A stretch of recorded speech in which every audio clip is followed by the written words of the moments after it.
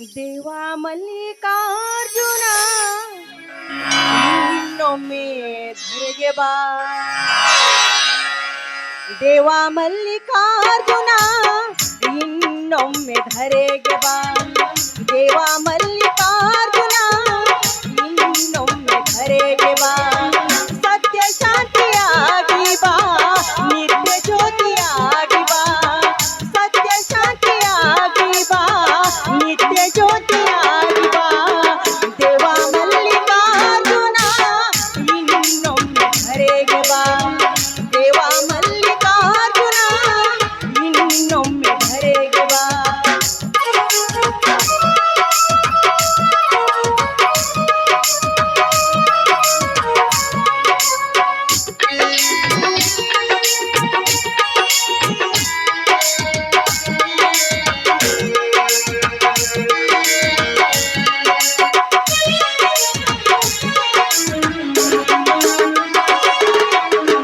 ಅನ್ಯಾಯ ತುಂಬಿದೆ, ದಾರಿ ಕಾಣದಾಗಿದೆ.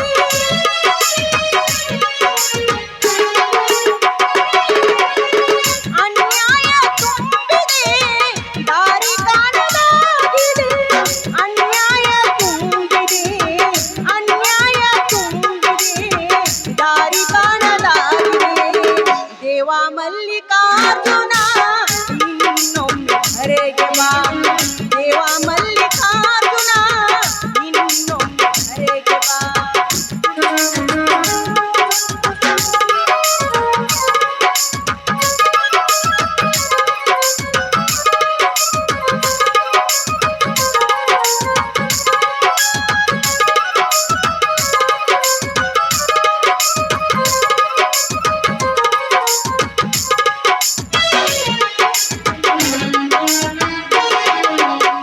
ಬಡವರ ಬಾಳಿಗೆ ನೀನಾಗೋ ದಾರಿ ದೀಪ.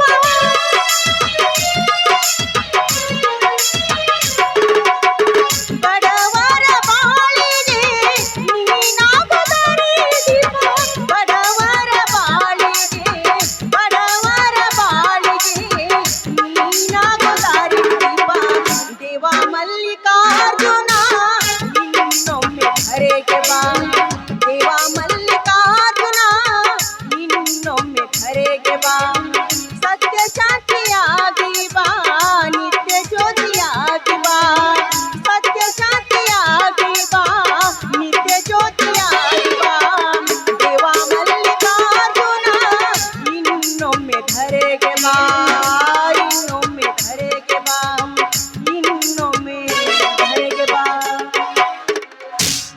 ಹೇ ದೇವ ಮಲ್ಲಿಕಾರ್ಜುನ, ನಿನ್ನ ಅನುಗ್ರಹ ಆಶೀರ್ವಾದ ಸದಾ ನಮ್ಮ ಮೇಲೆ ಹೀಗೆ ಇರ್ಲಪ್ಪ. ತಂದೆ, ಹುಟ್ಟಿನಿಂದ ಇಲ್ಲಿವರೆಗೂ ನಿನ್ನ ಪೂಜೆ ಮಾಡುತ್ತಾ ಬಂದೆ. ನಾನು ನಿನ್ನಲ್ಲಿ ಕೇಳಿಕೊಳ್ಳೋದೇನೆಂದ್ರೆ, ರಾಮ ಲಕ್ಷ್ಮಣರಂತ ಇಬ್ಬರು ಅಣ್ಣಂದಿರಿದ್ದಾರೆ ನನಗೆ. ಅವ್ರು ಯಾವಾಗಲೂ ಚೆನ್ನಾಗಿರ್ಬೇಕು, ಸಂತೋಷದಿಂದಿರಬೇಕು, ಇದೇ ನನ್ನ ಆಸೆ. ಅಷ್ಟೇ ಅಲ್ಲ, ನನ್ನ ಕಿರಿಯ ಅಣ್ಣ ಈ ದೇಶದ ಸೇವೆ ಮಾಡ್ತೀನಂತ ಅವನಿಗೆ ತುಂಬಾ ಆಸೆ. ಅದಕ್ಕಾಗಿ ಮಿಲಿಟರಿಗೆ ಸೇರಿದ್ದಾನೆ. ಈಗ ಕಾರ್ಗಿಲ್ ಯುದ್ಧ ನಡೆದಿದೆ, ಆ ಯುದ್ಧಕ್ಕೆ ಅಂದು ಹೋಗ್ತಾ ಇದ್ದಾನೆ. ತಂದೆ, ನಿನ್ನಲ್ಲಿ ನಾನು ಬೇಡಿಕೊಳ್ಳೋದೇನೆಂದ್ರೆ, ನಮ್ಮಣ್ಣ ಆ ಯುದ್ಧದಲ್ಲಿ ಜಯಶಾಲಿಯಾಗಿ ಬರೋ ಹಾಗೆ ಅನುಗ್ರಹವನ್ನು ನೀಡಪ್ಪ, ಅನುಗ್ರಹವನ್ನು ನೀಡು.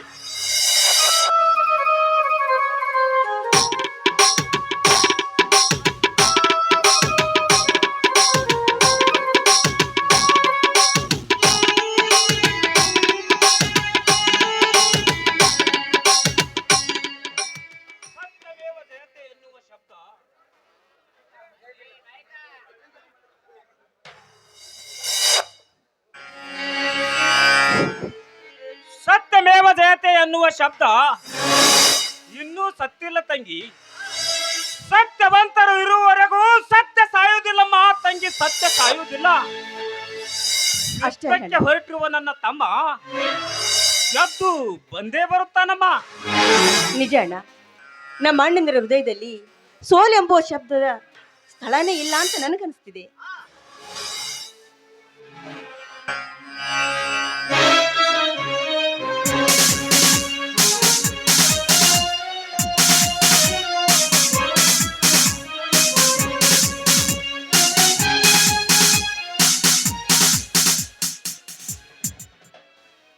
ತಂಗಿ ಸವಿತಾ, ಪೂಜೆ ಮುಗಿಯುತ್ತೇನಮ್ಮ. ಆ ಶಿವಯೋಗಿ ಸಿದ್ದರಾಮೇಶ್ವರನಲ್ಲಿ ಏನೊಂದು ಬೇಡಿಕೊಂಡೆ? ಅಣ್ಣ, ಆ ಸಿದ್ದರಾಮನಲ್ಲಿ ಹಾಗೂ ಈ ಮಲ್ಲಿಕಾರ್ಜುನಲ್ಲಿ ನಾನು ಬೇಡಿಕೊಂಡೆ. ಅದೇನಂದ್ರೆ, ನಮ್ಮ ಅಣ್ಣ ಯುದ್ಧಕ್ಕೆಂದು ಹೋಗ್ತಾ ಇದ್ದಾನೆ, ಅವನಿಗೆ ಜಯಶಾಲಿಯಾಗಿ ತಿರುಗಿ ಬರೋ ಹಾಗೆ ಮಾಡು ಅಂತ ಬೇಡಿಕೊಂಡೆ. ಹಾ, ಬನ್ನಿ, ಇಬ್ಬರಿಗೂ ಪ್ರಸಾದ ಕೊಡ್ತೀನಿ.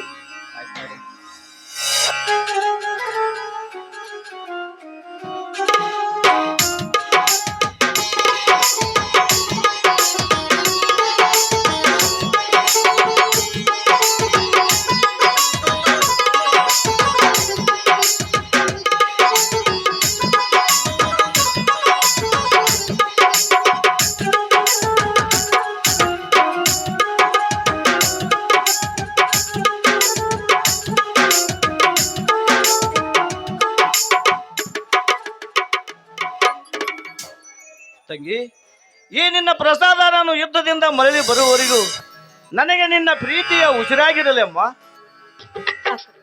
ಅಣ್ಣ, ಒಂದು ಕಡೆ ನೀನು ಯುದ್ಧಕ್ಕೆ ಹೋಗ್ತಾ ಇದೀಯಾ, ಸಂತೋಷ ಆಗ್ತಾ ಇದೆ. ಆದ್ರೆ ಇನ್ನೊಂದು ಕಡೆ ನನಗೆ ತುಂಬಾ ದುಃಖ ಆಗ್ತಾ ಇದೆ ಅಣ್ಣ, ದುಃಖ ಆಗ್ತಾ ಇದೆ. ರುಚಿ, ನನ್ನ ತಮ್ಮ ಭಾರತದ ನೆಲವನ್ನು ನುಂಗಲು ಬಂದ ಪಾಕಿಸ್ತಾನದ ವಂಚಕರನ್ನು ಒತ್ತು ಓಡಿಸಲು ಹೊರಟಿದ್ದಾನೆ ಶಿಸ್ತಿನ ಸಿಪಾಯಿಯಾಗಿ.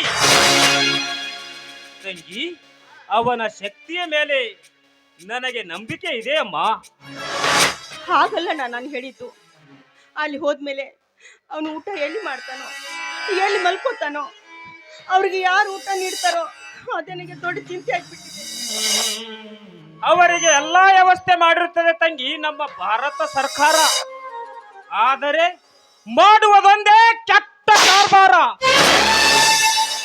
ತಂಗಿ, ಲಂಚ ಎಂಬ ಕೊಂಚ ಕಾಂಚನವನ್ನು ಮಂಚದ ಮೇಲೇರಿಸಿ ಕಾಮಿನಿಯರಿಗೆ ತೂರಿ ಕಾಮದಾಹವನ್ನು ತೀರಿಸಿಕೊಂಡು ಹೋಗುವ ಭ್ರಷ್ಟ ರಾಜಕಾರಣಿಗಳು ತುಂಬಿಕೊಂಡಿದ್ದಾರಮ್ಮ ಈ ಸಮಾಜದಲ್ಲಿ.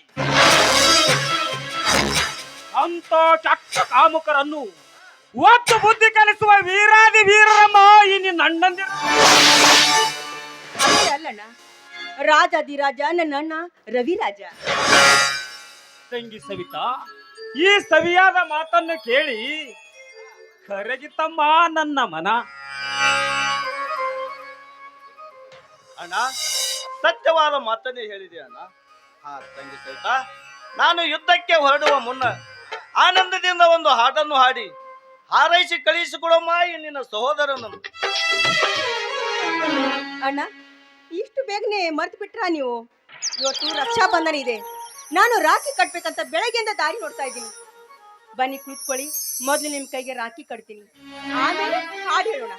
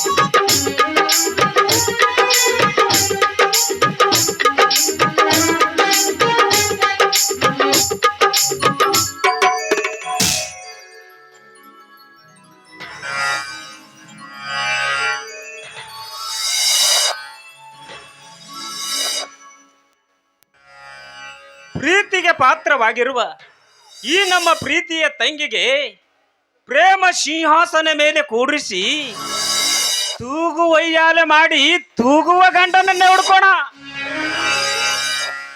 ಹೋಗೋಣ. ಏನಣ್ಣ ನೀನು, ನನ್ಗೆ ಅಷ್ಟೊಂದು ಭಾರ ಆಗಿದ್ದೀನೇನು? ಆದಷ್ಟು ಬೇಗ ನನಗೊಂದು ಮನೆ ಮಾಡಿಸಿ ಈ ಮನೆಯಿಂದ ಹೊರ ನೂಕ್ಬೇಕಂತ ಮಾಡಿದ್ರೇನು?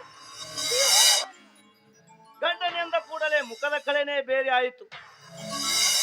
ತಂಗಿ ಸವಿತಾ, ಈ ನಿನ್ನ ಮುದ್ದಾದ ಮುಖಕ್ಕೆ ಮುತ್ತಿನಂತ ವರವನ್ನೇ ಹುಡುಕಿ ಒಟ್ಟಿನಲ್ಲಿ ನಮ್ಮ ತಂಗಿ ಸದಾ ನಗು ನಗುತ್ತಾ ಇರಬೇಕು. ಜನನಿ ಜನ್ಮಭೂಮಿಶ್ಯ ಸ್ವರ್ಗಾದಪಿ ಗರಿಯಸಿ ಎಂಬಂತೆ ನಮಗೆ ನನ್ನ ತಂಗಿಯಲ್ಲಿ ಪ್ರೀತಿ ಕಾಣುವುದೇ ಸ್ವರ್ಗ, ಅದೇ ನನ್ನ ಮಾರ್ಗ. ತಂಗಿ ಸವಿತಾ, ರಣಜಿತನನ್ನು ಬಸ್ ಸ್ಟ್ಯಾಂಡ್ದವರೆಗೆ ಬಿಟ್ಟು ಹಾಗೆ ಹೊಲಕ್ಕೆ ಹೋಗಿ ಬರುತ್ತೇನಮ್ಮ, ನೀನಿಲ್ಲೇ ಇರು. ಅಣ್ಣ, ನಾನು ನಿಮ್ಮ ಜೊತೆಗೆ ಹೊಲಕ್ಕೆ ಬರ್ತೀನಿ. ಏನು, ನೀನು ಹೊಲಕ್ಕೆ ಬರುವುದೇ? ಬೇಡಮ್ಮ ಬೇಡ. ಒಂದು ವೇಳೆ ಅಪ್ಪಿ ತಪ್ಪಿ ಹೂವಿನಂತಿರುವ ಈ ನಿನ್ನ ಮುದ್ದಾದ ಪಾದಕ್ಕೆ ಮುಳ್ಳು ಚುಚ್ಚಿದರೆ ಅದು ನನ್ನ ಹೃದಯಕ್ಕೆ ಚುಚ್ಚಿದಂತಾಗುತ್ತದೆ ತಂಗಿ, ನನ್ನ ಹೃದಯಕ್ಕೆ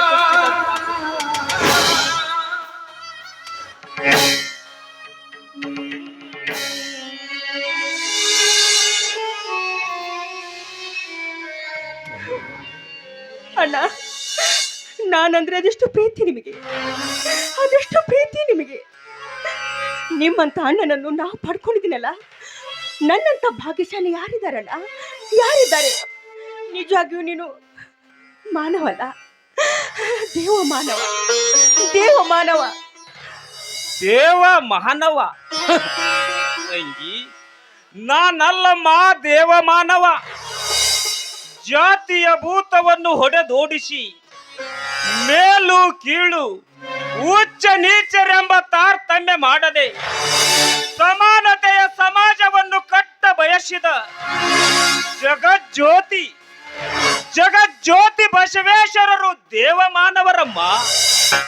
ತಂಗಿ, ಅಷ್ಟ ಐಶ್ವರ್ಯಗಳಿಗೆ ಆಶೆ ಪಡದೆ ಸ್ವಾರ್ಥದ ಆಶೆಗಾಗಿ ಮೋಸ ಹೋಗಿರುವ ಈ ಕೆಟ್ಟ ಪ್ರಪಂಚವನ್ನು ತ್ಯಜಿಸಿ ಒಂಟಿ ಜೀವನ ಸಾಗಿಸಿ ಏಕಾಂಗಿಯಾಗಿ ತಪವಗೈದು ಮನುಜ ಕುಲಕ್ಕೆ ಮುಳ್ಳಾಗಿರುವ ಸ್ವಾರ್ಥದ ಆಶೆಯನ್ನು ತೊಲಗಿಸಿ ಕಾಮ ಕ್ರೋಧವನ್ನು ಭಸ್ಮ ಮಾಡಿ ಶಾಂತಿ ಮಂತ್ರ ಹೇಳಿದ ನಮ್ಮ ತೋಳ್ನೂರದ ಗಂಗಾಧರ ಮಹಾಸ್ವಾಮಿಗಳೇ ನಿಜವಾದ ದೇವ ಮಾನವರಮ್ಮ. ಅವರಿಗಂತಾರಮ್ಮ ತಂಗಿ ದೇವ ಮಾನವರು ಅಂತ. ಸತ್ಯವಾದ ಮಾತನ್ನೇ ಹೇಳಿದೆ ಅಣ್ಣ. ತಂಗಿ ಸವಿತಾ, ನಾನು ಯುದ್ಧಕ್ಕೆ ಹೊರಡುವ ಮುನ್ನ ಆನಂದದಿಂದ ಒಂದು ಹಾಡನ್ನು ಹಾಡಿ ಹಾರೈಸಿ ಕಳಿಸಿಕೊಡಮ್ಮ ಈ ನಿನ್ನ ಸಹೋದರನನ್ನು. ಆಯ್ತಣ್ಣ, ಹಾಗೆ ಆಗ್ಲಿ.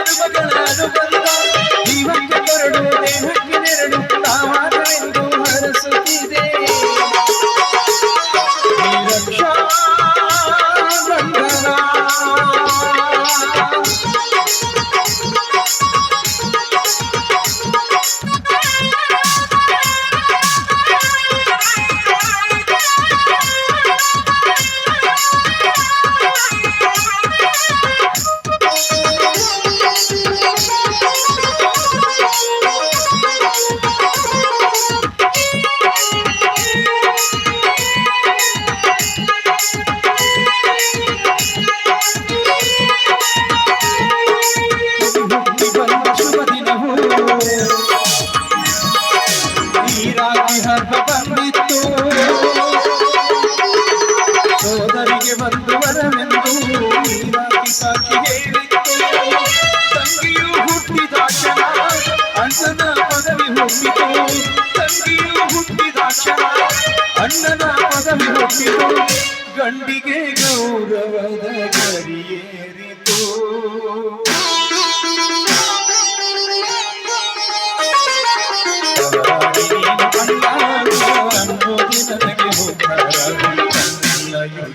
ಪರಾಜಿತ ದೀರ್ಘಾಯುಷ್ಮಾನ್ ಭವ.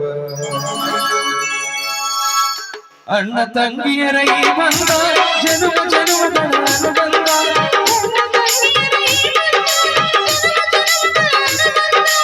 ಈ ಹೊಂದ ಕರಡು ದೇಹದ ನೆರಳು ತಾವಾಗಲೆಂದು ಹರಸುತ್ತಿದೆ. ಈ ರಕ್ಷಾ ಬಂಧನ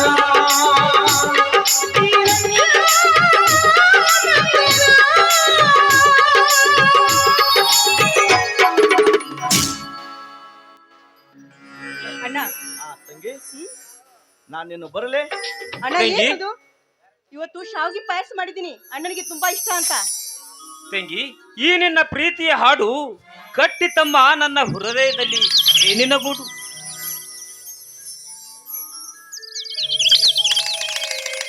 ಅಣ್ಣ ನಡೆ, ನಿನ್ಗೆ ಇಷ್ಟ ಅಂತ ಶಾವಿಗೆ ಪಾಯಸ ಮಾಡಿದೀನಿ ಅಂತ ಹೇಳ್ತಾ ಇದ್ದೀನಲ್ಲ, ಹೊಟ್ಟೆ ತುಂಬಾ ಊಟ ಮಾಡಿವಂತೆ. ಆಯ್ತು ನಡೆಯಮ್ಮ.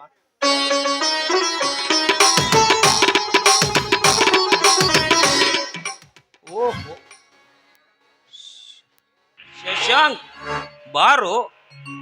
ಬಹಳ ದಿವಸದ ನಂತರ ಈ ಸ್ನೇಹಿತನ ನೆನಪಾಯಿತೇನು ನಿನಗೆ? ಅದು ಇರಲಿ, ಇದೇನು ಇದ್ದಕ್ಕಿದ್ದಂತೆ ನಿನ್ನ ಮುಖ ಕಪ್ಪಾಗಿದೆಯಲ್ಲ? ಯಾಕೋ ಸರಿಯಾಗಿ ಊಟ ಮಾಡಿಲ್ಲವೇನು? ಹೇಗೆ ಊಟ ಮಾಡಲಿ ರೇವಿನ? ಸಾಲವೆಂಬ ಶೂಲ ಈ ಬಡವನ ಕುತ್ತಿಗೆಗೆ ಕತ್ತಿಯಲಿಗಿನಂತೆ ನೇತಾಡುತ್ತಿದೆ ಅಂದಾಗ ಹೊಟ್ಟೆ ತುಂಬಾ ಊಟ ಹೇಗೆ ಸಿಗಬೇಕಪ್ಪ, ಹೇಗೆ ಸಿಗಬೇಕು? ಹಾಗಾದರೆ ನೀನು ದಿನಾಲು ಕೂಲಿಗೆ ಹೋಗುವುದು?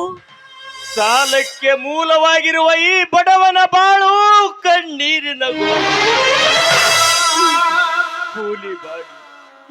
ಕೂಲಿ ಮಾಡಿ ಕೈ ಚಾಚಿ ಕಾಸು ಕೇಳಿದರೆ ಕುತ್ತಿಗೆಗೆ ಕೈ ಹಾಕಿ ಹೊರ ಹಾಕುತ್ತಿದ್ದಾನೆ ಆ ಶಿವಕಾಂತ ಗೌಡ.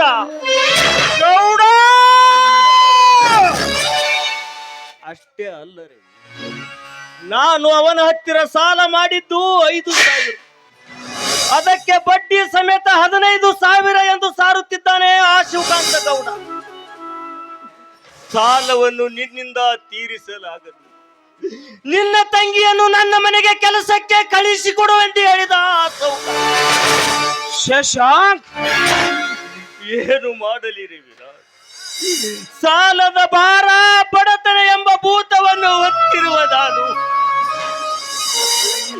ಮಾತನಾಡದೆ ಮೂಕನಾಗಿ ಸ್ನೇಹದ ಸವಿ ನೆನಪಾಗಿ ನಿನ್ನ ಮನೆ ಬಾಗಿಲಿಗೆ ಬಂದಿರುವೆ ಭಿಕ್ಷೆ ಬೇಡಲು. ಹೋಗಲಿ ಬಿಡು ಶಶಾಂಕ್, ಈಗಲಾದರೂ ನಿನ್ನ ಕೊರಗನ್ನು ನನ್ನ ಮುಂದೆ ಹೇಳಿರುವೆಯಲ್ಲ, ಅಷ್ಟೇ ಸಾಕು.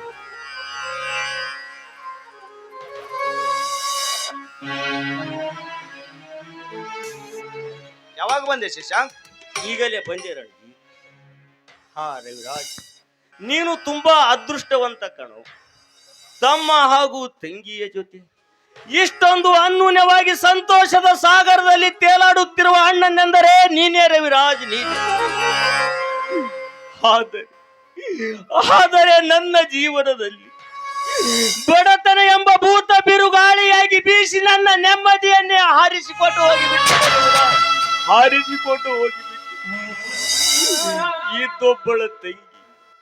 ಇದ್ದೊಬ್ಬಳ ತಂಗಿಯ ಜೊತೆ ಪ್ರೀತಿಯಿಂದ ಮಾತನಾಡದಷ್ಟು ಮೂಕನಾಗಿ ಬಿಟ್ಟಿದ್ದೇನೆ.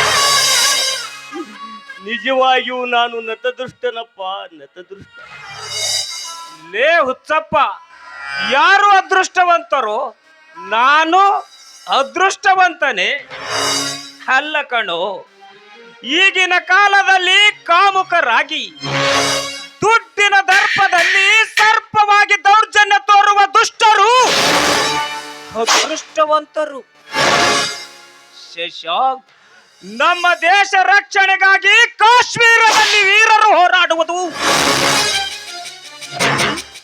ಇಲ್ಲಿ ಭ್ರಷ್ಟ ರಾಜಕಾರಣಿಗಳು ಹಾರಾಡುವುದು. ಶಶಾಂಕ್, ನಮ್ಮ ದೇಶದ ಸಲುವಾಗಿ ಎಷ್ಟೋ ವೀರ ಯೋಧರು ತಮ್ಮ ಪ್ರಾಣವನ್ನೇ ಪಣಕ್ಕಿಟ್ಟಿದ್ದಾರೆ. ಅಂತವರಲ್ಲಿ ನಮ್ಮ ಅಶೋಕ ಕಾಮ್ಟೆ ಅಂತ ವೀರ ಯೋಧರು ತಮ್ಮ ಕುಟುಂಬವನ್ನೇ ಮರೆತು ಈ ನಮ್ಮ ಮಾತೃಭೂಮಿಯ ರಕ್ಷಣೆಗಾಗಿ ಹುತಾತ್ಮರಾಗಿದ್ದಾರೆ. ನೀನು ಹೇಳುವ ಮಾತು ನಿಜವಿದೆಯಣ್ಣ. ಆದರೆ ಆ ಸತ್ಯ ಎನ್ನುವ ಉಸಿರು ನಿಮ್ಮಿಬ್ಬರ ಸ್ನೇಹದಲ್ಲಿ ನೆಲೆಸಿದೆಯಲ್ಲ, ಅಷ್ಟೇ ಸಾಕು. ಸತ್ಯದ ಸಾಹಸಿಯಪ್ಪ ಈ ನಿನ್ನಣ್ಣ. ಬಡವರ ಬಂಧು ಈ ಹಳ್ಳಿಯ ಹುಲಿ. ಹೋಗಲಿ ಬಿಡು ರವೀಂದ್ರ. ಈ ಹಾಳು ಸಮಾಜದ ಗೋಳುವ್ಯತೆ ನಮಗೇಕೆ ಬೇಕು? ಶಶಾಂಕ್, ನೀನು ನನಗಿಂತಲೂ ಹೆಚ್ಚಿಗೆ ಓದಿದವನು. ನಿನ್ನ ವಿದ್ಯೆಗೆ ಬೆಲೆ ಕಟ್ಟಿದ್ದೇನೋ ಈ ಸಮಾಜ.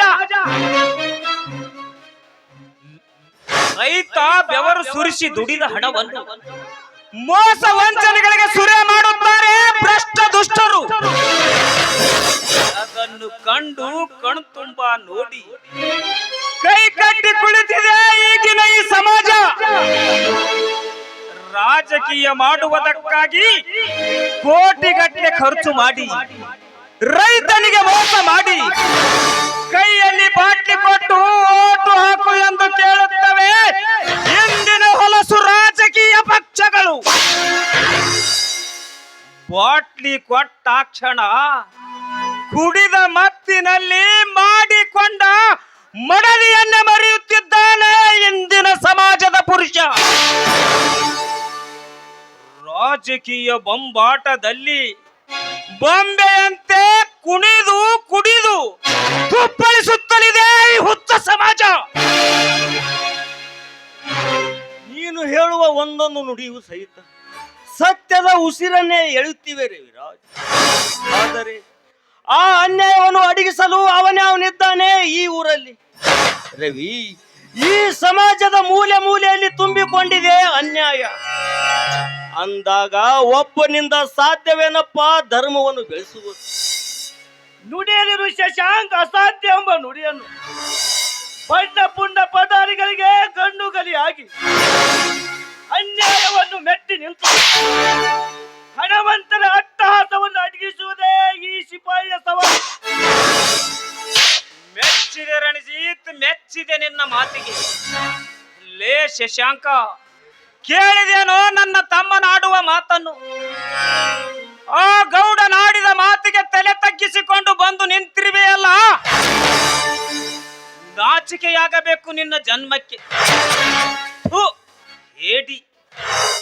ಒಂದು ವೇಳೆ ನಿನ್ನ ಸ್ಥಾನದಲ್ಲಿ ನಾನೇನಾದರೂ ಇದ್ದಿದ್ದರೆ ಗೌಡನ ಎದೆಗೆ ಹೊತ್ತು ಆ ಗೌಡನ ದೇಹದಲ್ಲಿ ತುಂಬಿಕೊಂಡಿರುವ ಪಾಪದ ರಕ್ತ ಈ ಪುಣ್ಯ ಭೂಮಿಯ ಮೇಲೆ ಚೆಲ್ಲಿ ಬಿಡುತ್ತಿದೆ. ಏನು ಮಾಡಲಿ ರವಿರಾಜ್? ನನಗೂ ನಿನ್ನಷ್ಟೇ ರೋಷ ಆವೇಶ ಉಕ್ಕಿ ಬರುತ್ತದೆ ಆ ಗೌಡ ಮಾಡಿದ ಏಚಿಕೆ. ಹೋದರೆ ಮನೆಯಲ್ಲಿ ಬೆಳೆದ ನಿಂತ ತಂಗಿ ಇದ್ದಾಳೆ. ದುಡ್ಡಿನ ದರ್ಪದಲ್ಲಿ ಶೇಡಿನ ಸರ್ಪವಾಗಿ ಕಚ್ಚಿದರೆ ಏನು ಮಾಡಲಿ? ಕಟುಕನ ಕೈಯಲ್ಲಿ ಕುರಿ ಸಿಕ್ಕರೆ ಕಚ್ಚಿ ಕಡಿದು ತಿನ್ನುವನೇ ಹೊರತು ಕರುಣೆ ತೋರುವವನ. ಪ್ರೀತಿಯಿಂದ ಸಾಕಿ ಸಲುವಿದ ಕುರಿ ಕಟುಕನ ಬಾಯಿಗೆ ಬಲಿಯಾಯ್ತೆಂದು ಕಣ್ಣೀರು ಹಾಕಲು, ಅಥವಾ ಸಿರಿವಂತರ ಸ್ವಾಧೀನವಾಯ್ತೆಂದು ಸಂತೋಷ ಪಡಲು? ಹೇಳು ರವಿರಾಜ್, ಹೇಳು. ಏನು ಹೇಳಲಿ ಶಶಾಂಕ್? ಈ ನಿನ್ನ ಮಾತು ಕೇಳಿ ನಾನು ಸಹಿತ ಮೂಕನಾದೆ. ಅಣ್ಣ, ಈ ಹಳ್ಳಿಯ ಹುಲಿಯಾಗಿ ನೀನೇ ಹೀಗೆ ತಲೆ ತಗ್ಗಿಸಿ ನಿಂತರೆ ಹೇಗಣ್ಣ? ಹುಲಿ ಯಾವತ್ತೂ ಇಲಿಯಾಗಬಾರದು ಅಣ್ಣ. ಈ ನಿನ್ನ ತಮ್ಮ ಕಾಶ್ಮೀರದಲ್ಲಿ ಹೋರಾಡಿ ವಿದೇಶಿಯರನ್ನು ಒತ್ತೋಡಿಸಿ ಈ ನಮ್ಮ ಭಾರತಾಂಬೆಯನ್ನು ವಶಪಡಿಸಿಕೊಳ್ಳಲು ಹೊರಟಿದ್ದಾನೆ ಶಿಸ್ತಿನ ಸಿಪಾಯಿಯಾಗಿ. ಆದರೆ ನೀನು ಈಗಲೇ ಆ ಗೌಡನ ಕರ್ಮದ ಕೋಟೆಗೆ ನುಗ್ಗು, ಕಚ್ಚಿಸುವ ಹುಲಿಯಂತೆ. ಹಾಗಾದರೆ ನಾನು ಈಗಲೇ ಆ ಗೌಡನ ಮನೆಗೆ ಹೋಗುವೆ. ಶಶಾಂಕ್, ನಿನ್ನ ಸಾಲವನ್ನು ನಾನು ತೀರಿಸಿ ಬರುತ್ತೇನೆ. ನೀನಿಲ್ಲೇ ಇರು. ತಂಗಿ ಸವಿತಾ, ನನ್ನ ಸ್ನೇಹಿತನಿಗೆ ಊಟ ಬಡಿಸಮ್ಮ. ರಣಜಿತ್, ನಿನ್ನನ್ನು ಹಾಗೆ ಬಸ್ ಸ್ಟ್ಯಾಂಡ್ವರೆಗೆ ಬಿಟ್ಟು ಹೋಗುತ್ತೇನೆ. ನಡೆ, ಹೋಗೋಣ. ಅಣ್ಣ, ನನಗೆ ಸೀರೆ ಅಂದ್ರೆ ತುಂಬಾ ಇಷ್ಟ. ಅದರ ಜೊತೆಗೆ ನೀನು ಬರುವಾಗ ಮಲ್ಲಿಗೆ ಹೂ ತೆಗೆದುಕೊಂಡು ಬರಬೇಕು. ಆಯ್ತಮ್ಮ, ನನ್ನ ಮುದ್ದು ತಂಗಿ ನೀನು, ನಿನಗಿಷ್ಟವಾದ ಹೂವು ಸೀರೆ ತಪ್ಪದೆ ತರುತ್ತೇನೆ. ಆಯ್ತು ನಮ್ಮ ಅಣ್ಣ, ಅಷ್ಟೇ ಅಲ್ಲ, ನೀನು ಹೊತ್ತಿಗೆ ಸರಿಯಾಗಿ ಹೊಟ್ಟೆ ತುಂಬ ಊಟ ಮಾಡು.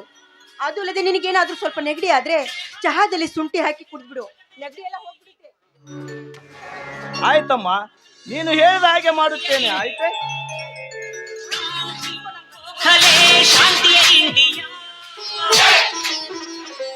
ಅಣ್ಣ, ತಂಗಿಗೆ ಯಾವ ತರದ ತೊಂದರೆ ಬಾರದ ಹಾಗೆ ಹೂವಿನಂತೆ ನೋಡಿಕೊಳ್ಳೋಣ. ಆಯ್ತು ರಣಜಿತ್, ನೀನೇನು ಚಿಂತಿಸಬೇಡ.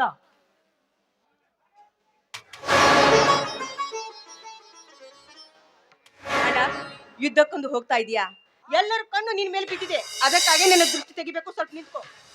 ಹಾದಿ ಕಣ್ಣು, ಬೀದಿ ಕಣ್ಣು, ಕುಂತವ್ರ ಕಣ್ಣು, ನಿಂತವ್ರ ಕಣ್ಣು, ಯಾರ ಕಣ್ಣು ನಮ್ಮ ಅಣ್ಣನಿಗೆ ತಾಕ್ಬಾರ್ದು.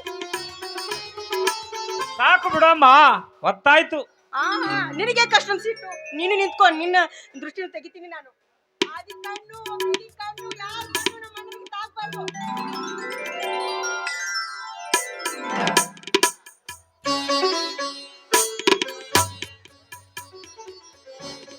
ಆ ತಂಗಿ, ನಾನೇನು ಬರಲೇ? ಆಶೀರ್ವಾದ ಮಾಡಮ್ಮ ತಂಗಿ. ನಿನ್ನ ಆಶೀರ್ವಾದ ಒಂದಿದ್ದರೆ ಸಾಕು, ನನಗೆ ಯಾವ ತೊಂದರೆಯೂ ಇಲ್ಲ. ಅಣ್ಣ, ನೀನು ಬೇಗನೆ ಬರ್ತೀಯ ತಾನೆ? ಆಯ್ತಮ್ಮ, ನಾನು ಆದಷ್ಟೇ ಬೇಗ ಬಂದು ಬಿಡುತ್ತೇನೆ. ಆಶೀರ್ವಾದ ಮಾಡಮ್ಮ.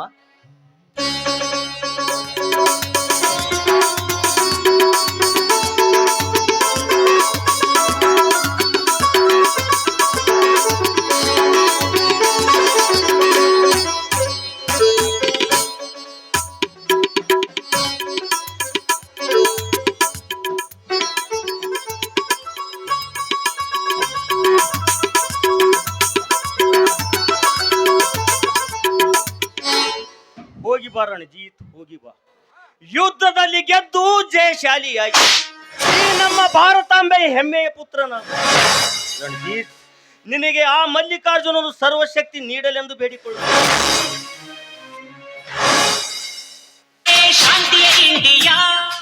ಒಂದು ಹಾರೈಸಿ ಕಳಿಸಿಕೊಡು ಮಾಯಿ ನಿನ್ನ ಸಹೋದರನನ್ನು.